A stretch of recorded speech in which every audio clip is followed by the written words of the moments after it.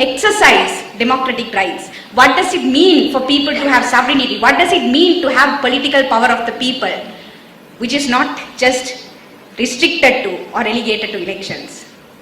So despite the fact that many people think that People's Council was a body which came after the Gulf struggle or the Gulf occupation came to an end in July, that was not so. This idea was mooted and debated and reflected by the people who occupied Gulf and people outside Gulf also since April this year. And as a consequence of that, today we have this large gathering. So what does the People's Council say? What is the idea of the People's Council? The People's Council says, yes, we do elect 225 people to Parliament, but our post-independence history had shown us that people get elected to Parliament, but after they get elected to Parliament, they forget why we elected them to Parliament. They pass legislation and laws and policies which is against the interests of the people. Who passed the PTA? The Parliament. Who passed the Single Only Act? Who passed the PTA? The Parliament. Who passed the Single Only Act? The Parliament. Who passed land legislation and micro money recovery acts? The Parliament. Dispossessing minorities, dispossessing the poor, dispossessing women, and the Parliament continues to do this. Most recently, they have also mooted a Rehabilitation Bureau bill. So once the 225 people get elected to Parliament, they forget why they are elected to Parliament and they start acting undemocratically. And to date, we have not had a citizens movement, a citizens body, which will hold these 225 people accountable to why we voted for them, for why we elected them to power. And that is the structure which the People's Council attempts to create, to hold these people accountable as to why they have been voted into power.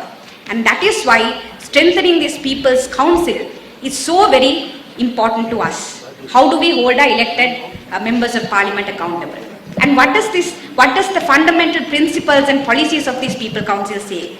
It says that we need to debate race, sexuality, gender, class contradictions. We need to create policies which will promote the rights of minorities, which will promote the rights of women, the LGBTQ communities, the working class. It says the Sri Lankan wealth, the common property of our people, the common wealth of our people should belong to the people and should not be sold away at the whims and fancies of the executive. It says we need to look into structures and mechanisms which do not concentrate powers in individuals like the executive presidential system, but we need to have a democratic ruling mechanism in Sri Lanka. So this is what the People's Council say, and this is what my comrades and friends who have gathered for the last several months every Sunday, for several hours they have debated and discussed, and today we have the culmination of that is what we have this event today. And I hope this People's Council, this is the start of a more strengthened People's Council. This is the start of regionalized People's Council, and more People's Councils form in other regions where regional problems will also be discussed. It should not only be concentrated in Colombo. And I hope that the People's Council becomes a space where our elected representatives in Parliament.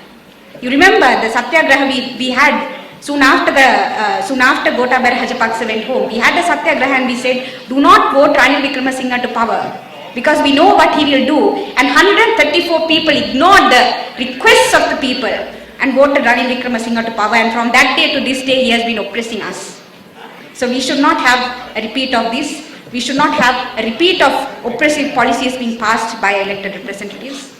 And I hope the People's Council will become a body which will hold our elected representatives, the Parliament, the Executive, to account for whatever they do moving forward.